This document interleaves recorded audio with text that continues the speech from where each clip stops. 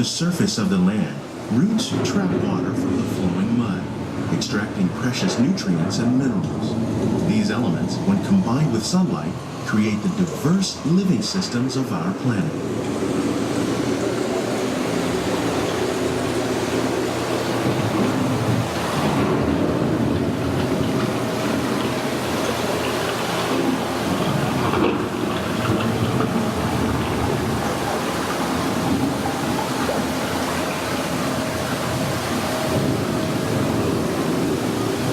One of those living systems is the rainforest, home to the most amazing concentration of life on our planet. These dense and beautiful forests cover only a tiny portion of the Earth's surface, but they contain more than half of its plant and animal species. Rainforests are also extremely rich and productive living systems, providing us with oxygen, food, medicines, and other elements essential to our lives.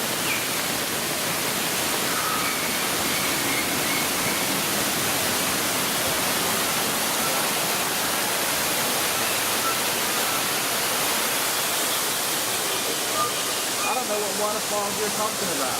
In Florida, you said those waterfalls that Niagara, the James. In the desert, nature has created a very different, but no less beautiful living system. And while this arid landscape may seem lifeless, it is very much alive. The plants and animals that have learned to survive in these harsh conditions make use of what little water they can find and avoid the scorching rays of the relentless sun.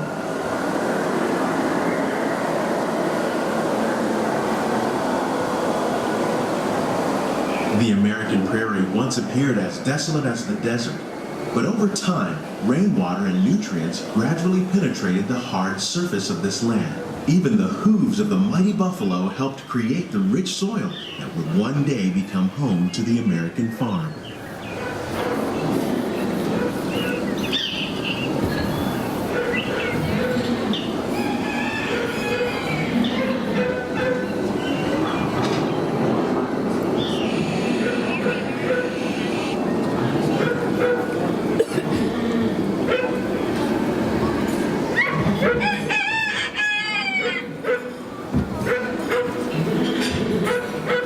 Of all the forces at work on the land, humans have had one of the most profound effects. The need to produce food for a growing world led to the enormous use and sometimes overuse of the land.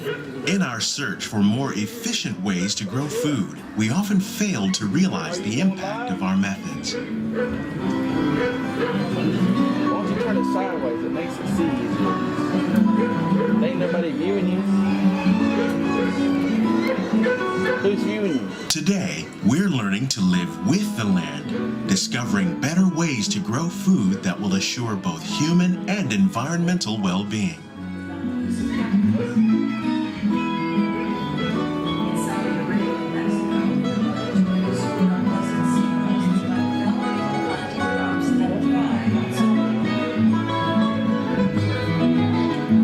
Here at Epcot, we're learning to reduce the need for pesticides by using natural predators like ladybugs and wasps to control pests.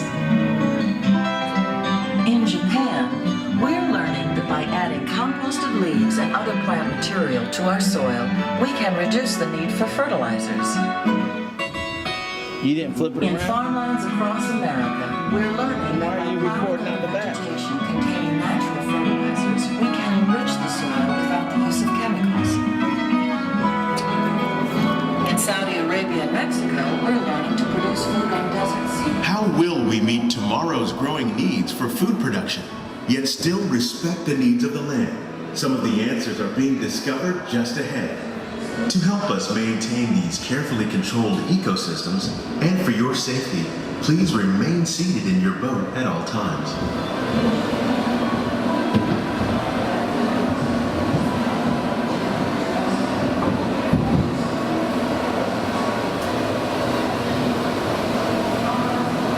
Welcome to our living laboratories, where scientists from Epcot and the U.S. Department of Agriculture are exploring innovative ways to produce bountiful harvests now and into the future.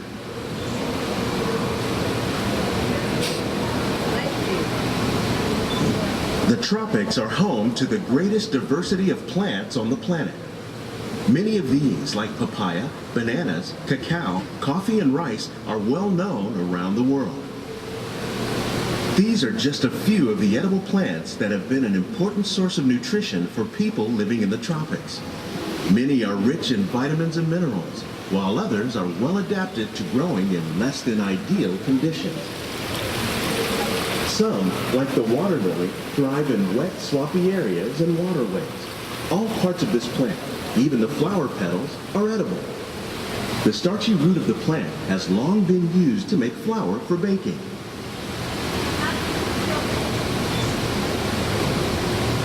One day, many of these lesser-known tropical plants may be as important as the bananas growing on both sides of the boat.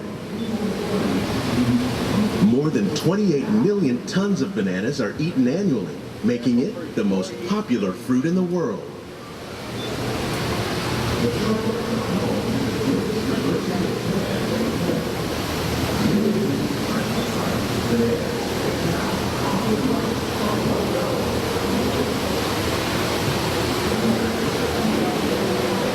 When we mention farming, you probably don't think of fish. But fish farming, or aquaculture, accounts for nearly half of all the seafood consumed globally. Tilapia, bass, and catfish, like the ones you see here, are three of the more popular crops raised by fish farmers. The sustainable system we're using here recycles the water in the tanks. As a result, we're able to save millions of gallons each year. Our small fish farm produces nearly 5,000 pounds of fish each year to serve in restaurants around Walt Disney World. Innovations like this one can play an important role in our efforts to produce bountiful harvests and still protect natural resources.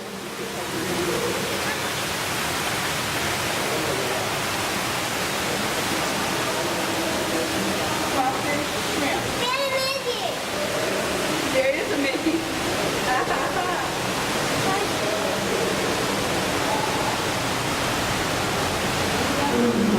While there are more than 50,000 edible plant species in the world, most of us are only familiar with the handful that make up our everyday diet. The common grains growing here, wheat, maize, sorghum, and millet, plus rice, account for nearly 2/3 of our global food consumption. Learning how to increase yields of these staples is an important goal of research around the world.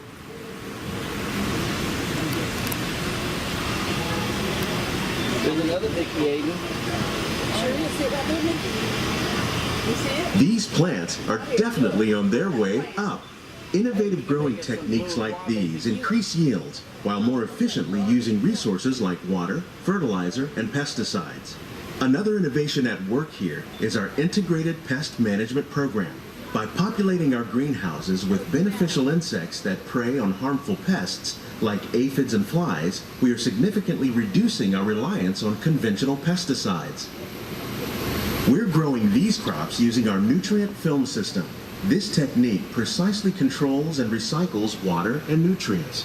With it, we can produce over 27,000 heads of lettuce a year in this one small area. I'm filming their foot.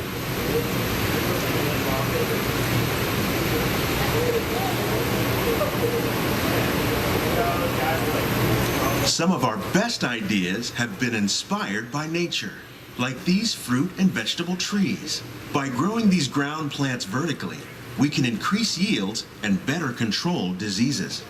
These crops taste as good as they look. In fact, we serve more than 15 tons of produce from our greenhouses in restaurants here at the land every year.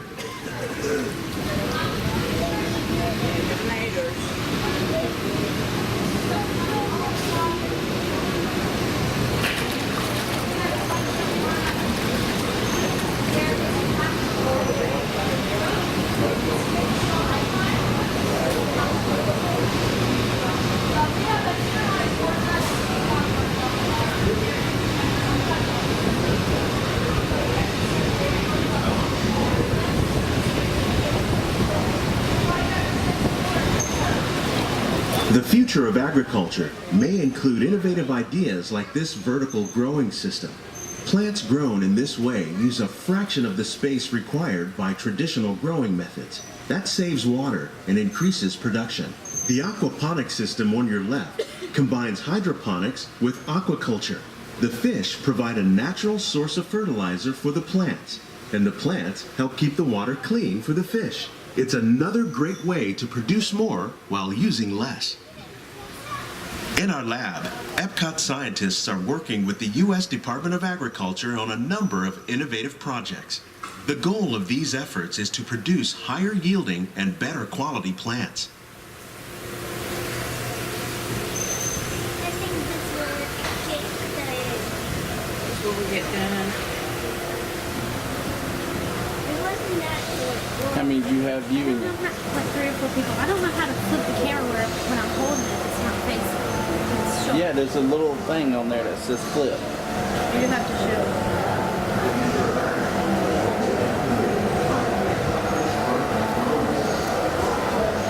Here we are, right? These greenhouses represent just a fraction of the work being done worldwide to produce bountiful harvests for our growing population. Look, it's Scientists, farmers, and even backyard gardeners are doing their part to improve the quantity and quality of foods that we all rely upon. Together, we can continue to find more ways to increase food production and protect our precious natural environment. Only then will we truly be living with the land.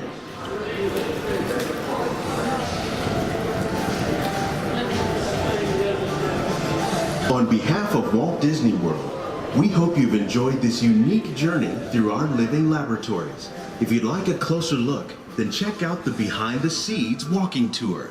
It's a chance for the whole family to get up close and personal with the plants and growing techniques in our laboratories. Please keep your hands and feet inside the boat and remain seated until the boat comes to a complete stop.